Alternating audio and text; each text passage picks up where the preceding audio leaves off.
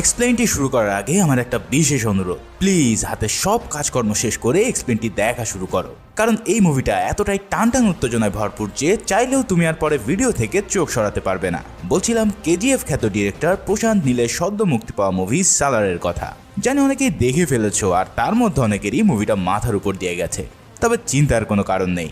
আমি তোমাদের জন্য মুভিটা এমনভাবে এক্সপ্লেন করেছি যে যাতে পুরো মুভির প্রতিটা বিষয় তোমরা ভালোভাবে বুঝতে পারো।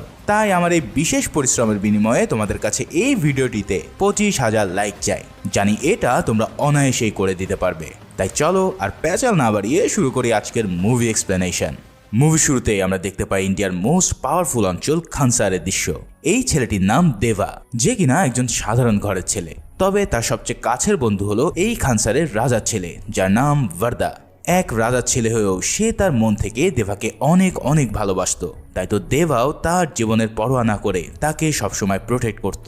এই হলো ভার্দার সৎ ভাই রুদ্রা। রুদ্রা প্রথম থেকেই ভার্দাকে দু চোখে দেখতে পারে না। তাই একদিন রুদ্রা তার সৎ ভাই ভার্দার নোজ রিং ছিনিয়ে নেয়, যা তাদের রাজকীয় একটি প্রতীক ছিল।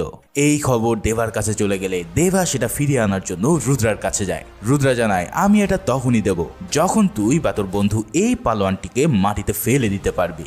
এখন এত বড় দানবকে হারিয়ে মাটিতে ফেলা একদমই অসম্ভব, কিন্তু দেবা ছিল মারাত্মক খ্যাপাটে আর অত্যন্ত সাহসী।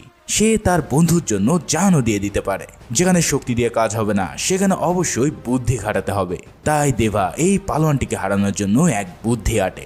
দেবা প্রথমে একটি ইলেকট্রিক লাইন কেটে নেয় আর সেই পালোয়ানের কাছে গিয়ে তাকে রাগাতে থাকে। পালোয়ান রেগে যেই না দেবাকে মারতে যাবে, ঠিক অমনি দেবা সেই কারেন্টের লাইনে হাত দিয়ে পাকড়ে ধরে আর নিজে শট খাওয়ার সাথে সাথে পালোয়ানটিকেও শট দিয়ে একদম মাটিতে ফেলে দেয়।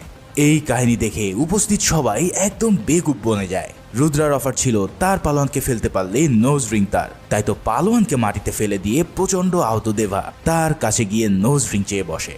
ভয়ে চোটে রুদ্রা তাকে নোজ রিং ফিরিয়ে দেয় আর বুঝতে পারে এই ছেলে সাধারণ কেউ নয়। এ চাইলেই তার বন্ধুর জন্য নিজের জীবন বিলিয়ে দিতে পারে।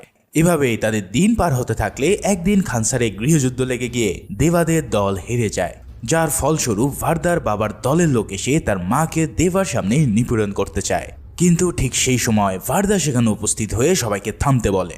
তবে তারা জানায় এই নিয়ম তার বাবা নিজেই করেছিল যে যারা যুদ্ধে হেরে যাবে তাদের সবাইকে শেষ করে দিতে। তখন ভার্দা তার হাতের একটি কড়ি ওই লোককে দিয়ে বলে, আজ থেকে আমার একটি টেরিটরি তোমার। মানে ভার্দা তার নামের একটি অঞ্চল লোকটিকে দিয়ে দেয় বন্ধুর মাকে বাঁচানোর জন্য। ফলে সেই যাত্রায় দেবা ও তার মা বেঁচে গেলে তার মা সিদ্ধান্ত নেয় এই এলাকা ছেড়ে আজীবনের জন্য দূরে কোথাও চলে যেতে।